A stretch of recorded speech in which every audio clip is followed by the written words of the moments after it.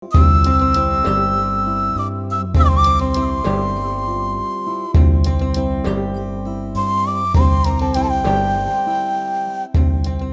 বছর পানি প্রবাহ থাকায় নামকরণ করা হয়েছিল চলন বিল, অথচ বর্তমানে বর্ষা মৌসুমের কয়েক মাস পরই হয়ে পড়ে পানি শূন্য, আর গ্রীষ্ম মৌসুমে শুকিয়ে যায় এর খাল ও নদী। চলন বিলের ২৬ বর্গ কিলোমিটার অংশ নাটোরের সিংড়া উপজেলায় অবস্থিত, যেখানে রয়েছে ৬টি নদী। এলাকাবাসী জানান, ১০ বছর আগেও চলন বিলে সারা বছর মাছ ও পাখি পাওয়া যেত।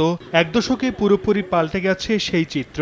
এখন বিলের নদীতেও মিলছে না মাছসহ অন্যান্য জলজ প্রাণী। চান্দা মাছ, ধোদা মাছ এবং আরো অনেক জাতির মাছ ছিল, যেগুলো এখন আর আমাদের এই চলন বিলের মাছ পাওয়া যায় না। আগে চলন বিলে ৬ মাস পর্যন্ত পানি থাকতো, এখন এমন অবস্থা হয়ে গেছে ২ মাসও পানি থাকে না।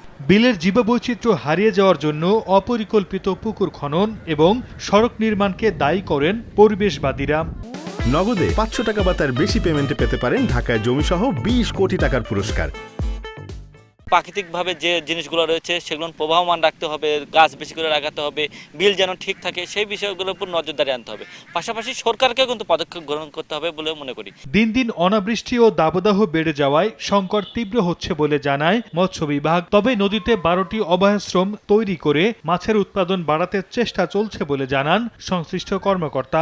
বৃষ্টিপাত এবং নির্বিচ্ছিন্ন বর্ষা থাকে তাহলে আমাদের চলন বিলের জীববৈচিত্র্য রক্ষা পাবে। মৎস্য বিভাগের তথ্য মতে গত বছর সিংড়া উপজেলার চলন বিল সহ সব নদী ও প্রায় ২৩,০০০ হেক্টর উন্মুক্ত প্লাবন ভূমি থেকে ১২,০০০ মেট্রিক টন দেশীয় প্রজাতির মাছ আহরণ করা হয়।